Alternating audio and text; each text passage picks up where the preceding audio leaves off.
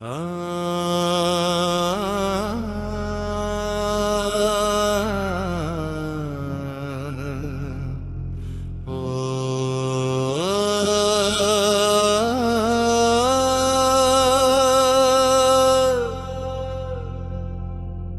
ఒకరోజు ఉదయం అక్టోబర్ 3వ తేదీ నాకు అన్ని సీజన్లలో అత్యంత ఇష్టమైన రోజు. నేను వీధిలో నడుస్తుండగా అకస్మాత్తుగా ఒక పాత దుకాణం కనిపించింది. కిటికీలో అమ్మకానికి ఉన్న ఒక పెద్ద పురాతన బొమ్మ కనిపించింది. నేను దుకాణంలోకి ప్రవేశించినప్పుడు నాకు ఒక వింత అనుభూతి కలిగింది. కానీ అదే సమయంలో అది స్వచ్ఛమైన అడ్రినలిన్. నేను చేసిన మొదటి పని ఏమిటంటే వాస్తవానికి యజమాని అయిన క్యాషియర్ను బొమ్మ ధర ఎంత అని అడగడం. అమ్మకానికి లేదని ఆమె త్వరగా నాకు చెప్పింది. నేను పట్టుబట్టాను. దయచేసి బొమ్మను నాకు అమ్మండి, నేను దాని బాగా చూసుకుంటానని హామీ ఇస్తున్నాను.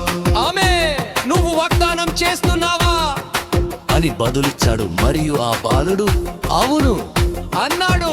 సరే, ఇది మీ అదృష్ట దినం. నేను దానిని మీకు ఇస్తున్నాను. మీరు దానికి ప్రత్యేకమైన బిడ్డ అని దానికి తెలుసు కాబట్టి బొమ్మ మిమ్మల్ని ఎంచుకుంది.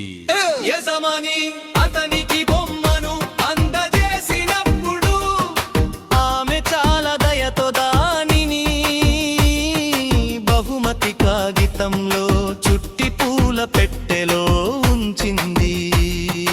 బాలుడు చాలా సంతోషంగా తన తల్లితో ఇంటికి తిరిగి వెళ్ళాడు.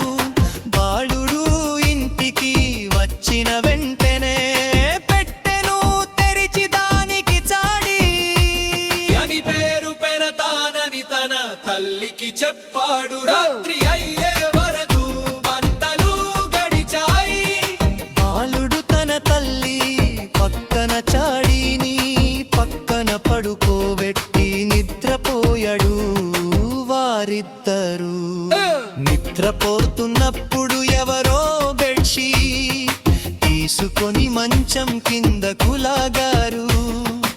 అకస్మాత్తుగా చెట్టు రూపంలో ఉన్న ఒక దెయ్యం కనిపించి తన కొడుకును తిరిగి ఇవ్వకపోతే ఇంటి మొత్తాన్ని నాశనం చేసి చంపేస్తానని కోరింది తల్లి.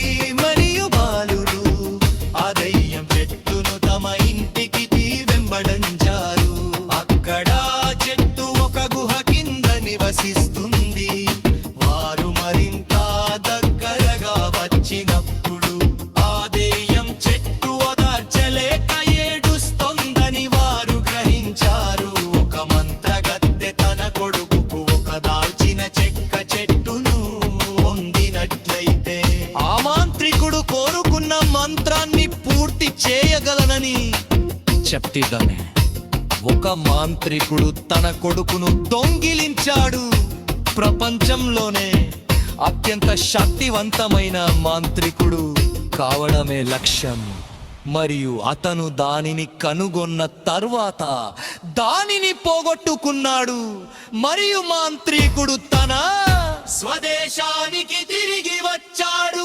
అత్తగక్కనిలి పెట్టు నాశనం చేసి ఒంటరిగా వదిలి తన కొడుకు కోసం వెతుకుతున్నాడు. బాలుడు చింతించకండి, మాకు ఇక్కడ మీ బిడ్డ ఉంది అని చెప్పి మంపుడు తల్లి చెట్టు బొమ్మను తీసుకొని హఠాత్తుగా దాని నుండి కొమ్మలు మొలకెత్తడం ప్రారంభించే వరకు దానిని చొరవిలించుతుంది.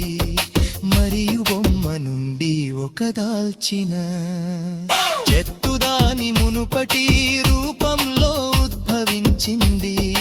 తల్లి చెట్టు ఆనందంతో ఏడుస్తూ ఆ బాలుడి తల్లిని ఇలా అడిగింది, నీ సహాయానికి నేను ఎలా ప్రతిఫలం ఇవ్వగలను?